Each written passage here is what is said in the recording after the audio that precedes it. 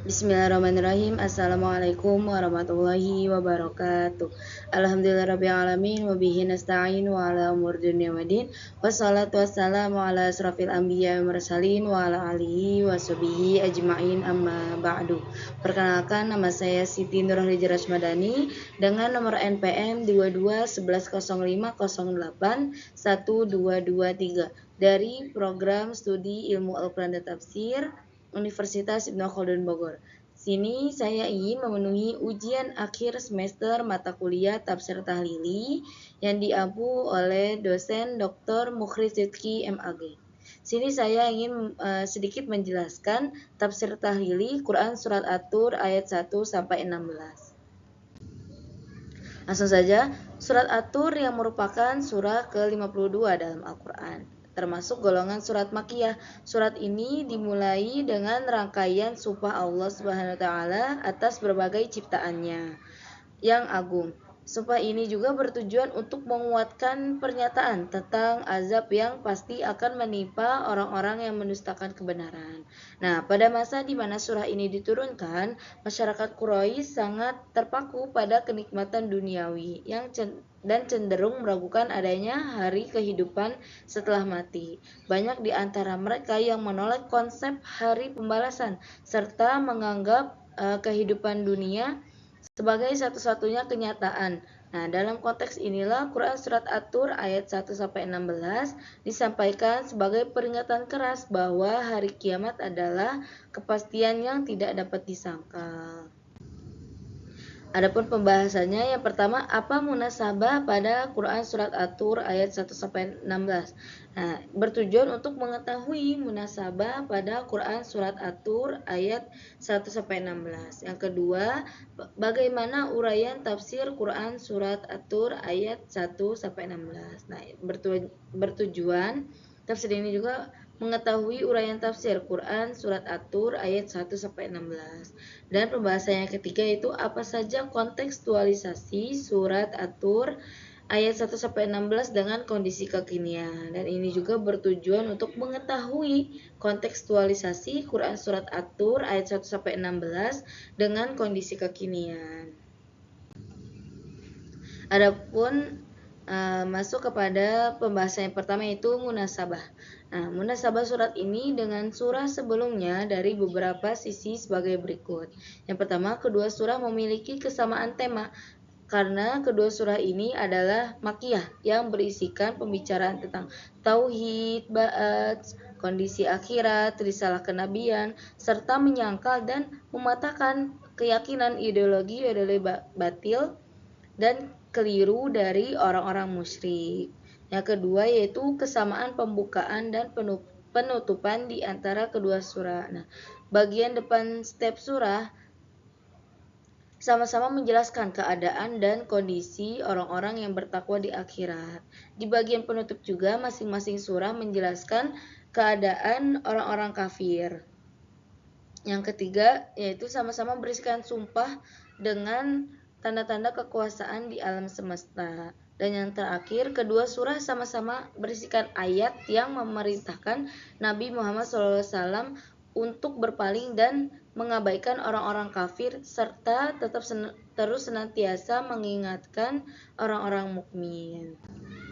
Masuk ke pembahasan yang kedua, yaitu uraian tafsir Quran Surat At-Tur ayat 1-16.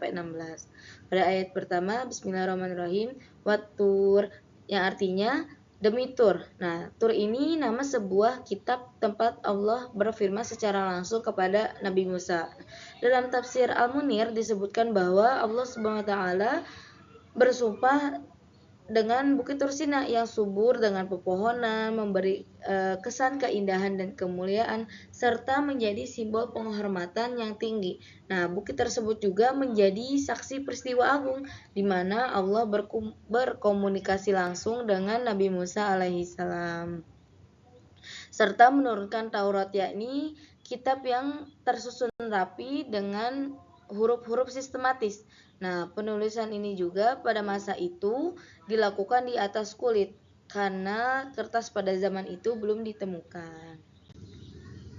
Adapun ayat kedua dan ketiga, wa kitabim mastur fi rizqim masyhur, artinya dan kitab yang ditulis pada lembaran yang terbuka, yakni kitab Taurat atau kitab Al-Qur'an.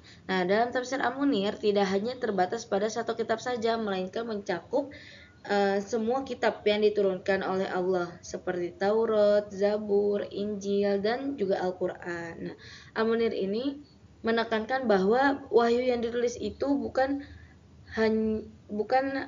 saja tertata dengan jelas, tetapi juga dikumandangkan secara keras kepada manusia. Nah, pada ayat keempat yang berbunyi wal baitil ma'mur, artinya dan demi Baitul Ma'mur yang berada di langit ketiga atau keenam atau yang ketujuh. Nah, letaknya persis berada di atas Ka'bah. Setiap hari diziarahi oleh 70.000 malaikat yang melakukan tawaf dan sholat di situ, dan mereka tidak kembali lagi kepadanya untuk selama-lamanya. Nah, menurut tafsir Al-Munir, Ka'bah Al-Musyarrafah ini yang makmur dan ramai oleh para pengunjung dan orang-orang yang tinggal di sekitarnya. Mereka itu pergi ke Ka'bah untuk beribadah, berdoa, dan memohon berkah. Ayat kelima, wasyafkil marfu, yang artinya dan demi atap yang ditinggikan, yakni langit. Nah, menurut tafsir Al-Munir, posisinya seperti atap bagai mumi. Apa yang ada di langit berupa matahari, rembulan, bintang-bintang, dan planet-planet, dan berbagai alam yang tidak ada yang bisa menghitungnya kecuali Allah Subhanahu wa Ta'ala. Ayat ke-6, wal bahril masjur, artinya dan demi laut yang penuh. Maksudnya ini penuh dalam artiannya penuh airnya. Nah, dalam tafsir Al-Munir menjelaskan bahwa pada hari kiamat, lautan yang selama ini dipenuhi air dan berfungsi sebagai penopang daratan akan mengalami perubahan drastis. Airnya tidak lagi menutupi daratan secara menenangkan, melainkan akan menyala setiap tungku yang dipanaskan secara intens. Nah, sehingga nyala api yang muncul bersifat menyala, terang dan merata. Masuk ke ayat yang ketujuh, inna azaba rabbika lawaqi, sesungguhnya azab Rabbmu pasti terjadi. Maksudnya pasti menimpa orang-orang yang berhak menerimanya. Tidak ada seorang pun yang dapat menolaknya, maksudnya yang mampu menolak azab itu. Jadi tidak ada yang bisa menolak karena tidak mampu gitu. Nah, dalam ayat ke-7 sampai ke-8 tafsir Al-Munir ini disebutkan bahwa kalimat ini merupakan bentuk sumpah al-muqsam alaih atau qasam yang digunakan oleh Allah untuk menegaskan bahwa azab akhirat pasti menimpa orang-orang kafir dan pembangkang yang mendustakan para rasul tanpa ada yang mampu menghindarinya. Nah, kata lawaki ini di ayat tersebut mengandung makna yang jelas. Sementara kata azab rabbik dipergunakan agar Nabi Muhammad SAW dan setiap mukmin merasa tentram. Hal ini karena kata Allah menyiratkan keagungan, nah kewibawaan dan rasa takut, sedangkan kata Rob memberi kesan nuansa makna kelembutan. Masuk ke ayat yang 9, yauma tamurus sama umaura wa tasiru jibala sayra, artinya pada hari menjadi makmul bagi lafal waqi'un, ketika langit-langit benar-benar berguncang pada waktu langit bergerak dan berputar, dan gunung-gunung benar-benar berjalan, maksudnya menjadi debu yang berterbangan. Demikian itu adalah hari kiamat. Nah, dalam tafsir Al-Munir, gunung-gunung yang bergerak dan bergeser dari tempatnya seperti bergeraknya awan dan berubah menjadi debu yang berterbangan dan dihancur leburkan sehancur-hancurnya. Ayat ke-11 dan ke-10, fawailu yawma idil lil mukadzibin alladzina hum fi haudi yal'abun, artinya maka kecelakaan yang besar, maksudnya azab yang keras. Nah, di hari itu bagi orang-orang yang mendustakan rasul-rasul, yaitu orang-orang yang dalam kebatilan Nah, dalam perkara yang batil, mereka bermain-main, mereka sibuk dengan kekafiran mereka. Nah, dalam tafsir Al-Munir ini, kata wa'il di ayat 11 digunakan untuk menggambarkan kecelakaan dan kesengsaraan besar yang menimpa orang-orang yang mendustakan para rasul. Sementara orang-orang yang tidak mendustakan hanya mungkin dihukum secara sementara atas dosa mereka. Nah, pada ayat 12 menyebutkan bahwa mereka dalam kebatilan bermain-main. Ini menunjukkan bahwa sikap mereka yang tenggelam dalam keraguan-raguan mereka dan tidak ingat kepada hisab. Nah, mereka menjadikan agama sebagai bahan ejekan, senda gurau, dan permainan, mendiskreditkan Nabi Muhammad SAW dengan mendustakan, tidak mempercayainya, mengolok-olok, mengejek, dan mencemooh beliau. Pun ayat ke-13 dan ke-14, yauma yuda'una ila nari jahannam da'a hadhihin narul lati kuntum biha tukadzibun. Yang artinya pada hari mereka didorong ke neraka jahanam dengan sekuat-kuatnya, mereka didorong dengan kasar. Nah, inilah neraka yang dahulu kalian selalu mendustakannya. Dalam tafsir Al-Munir, malaikat Zabaniyah berkata kepada mereka dengan nada mencerca dan mengecam. Malaikat Zabaniyah berkata, neraka yang kalian saksikan inilah neraka yang dulunya kalian selalu mendustakannya dan kalian tidak mempercayainya. Ayat ke-15, apa sihrun hada am antum la tubsirun. Artinya, maka apakah ini sihir? Maksudnya, apakah azab yang kalian lihat sekarang seperti juga apa yang kalian katakan mengenai wahyu. Nah, bahwa itu adalah sihir. Ataukah kalian tidak melihat? Nah, dalam tafsir Al-Munir pertanyaan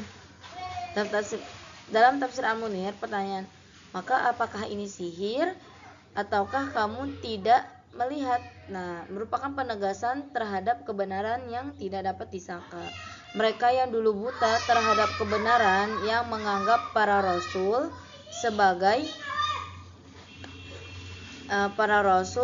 penyihir dan kitab sebagai sihir, kini harus menyaksikan dengan mata kepala sendiri sebenarnya itu adalah hak dan nyata.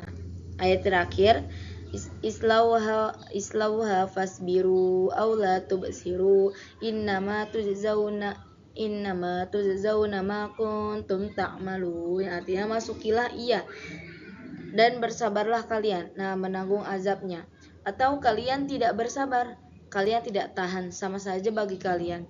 Karena sesungguhnya kesabaran kalian tidak ada manfaatnya sama sekali. Sesungguhnya kalian hanya diberi balasan terhadap apa yang telah kalian kerjakan. Maksudnya ini tentang pembalasannya ya.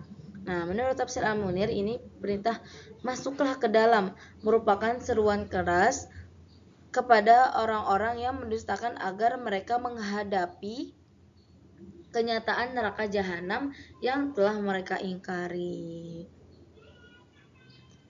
Masuk ke pembahasan yang ketiga, yaitu kontekstualisasi Quran surat At-Tur ayat 1-16.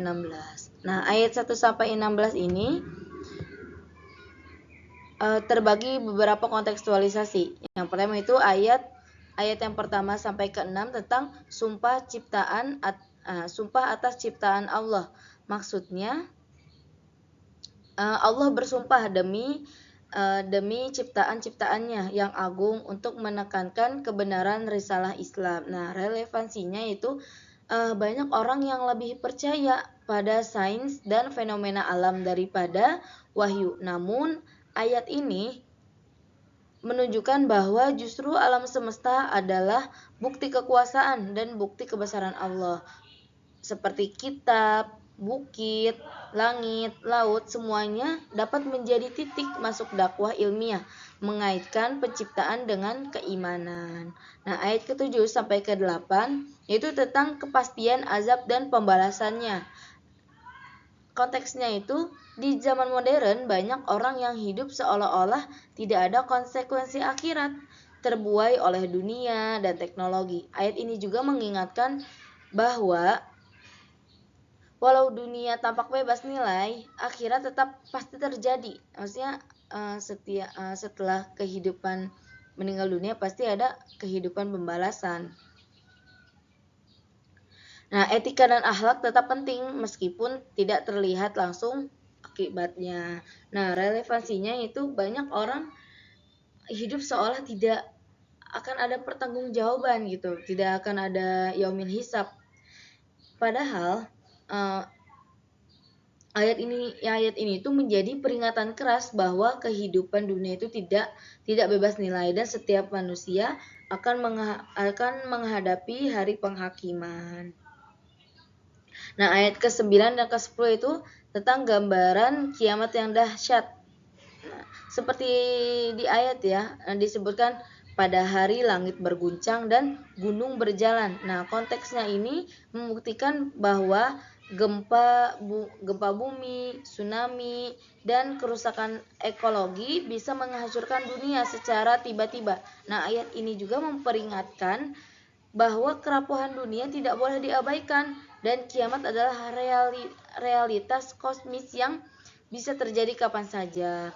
Guncangan ini menggambarkan kekacauan universal pada saat hari kiamat di tengah anggapan orang-orang Quraisy bahwa dunia ini akan terus stabil dan aman. Allah menunjukkan bahwa segala struktur besar akan hancur, termasuk langit dan gunung. Nah, pada ayat ke-11 dan ke-12 yaitu celaka bagi pendusta, maksudnya pembalasannya bagi pendusta. Konteksnya, banyak yang mengolok-olok agama, mempermainkan ajaran, dan menganggap kebenaran itu relatif, atau nilai-nilai agama bukan hanya kelalaian, tetapi membawa konsekuensi berat di akhirat. Jadi mereka mengolok-olok di dunia, nanti konsekuensinya itu di akhirat gitu. Juga relevan bagi mereka yang menyebar disinformasi, penipuan moral, atau eksploitasi atas nama kebebasan. Nah, relevansinya itu di era sekarang agama sering dijadikan bahan olok-olokan, dianggap tidak relevan dengan zaman. Ayat ini juga menegaskan dengan kesombongan intelektual atau budaya tidak bisa menjadi alasan untuk menolak kebenaran. Nah, konteks yang terakhir yaitu pada ayat 13 sampai 16 yaitu gambaran siksaan dan penyesalan. Disebutkannya di ayat 13 sampai 16 seperti didorong ke neraka, inilah neraka yang dahulu kamu dustakan. Apakah ini sihir atau kamu tidak melihat? Nah, konteksnya ini banyak orang saat ini hidup tanpa rasa takut akhirat, bahkan mengolok-olok eksistensi neraka. Ayat ini juga memberi peringatan tegas bahwa penyesalan di akhirat tidak ada gunanya. Perbuatan dan tanggung jawab moral di dunia adalah penentu balasan akhirat. Jadi apa yang kalian lakukan di akhirat ini nanti ada pembalasannya di akhirat. Prinsip yang bisa diterapkan dalam kehidupan pribadi, sosial, dan bahkan kebijakan publik. Segitu saja yang dapat saya sampaikan. Wabillahi taufiq wal hidayah. Wassalamualaikum warahmatullahi wabarakatuh.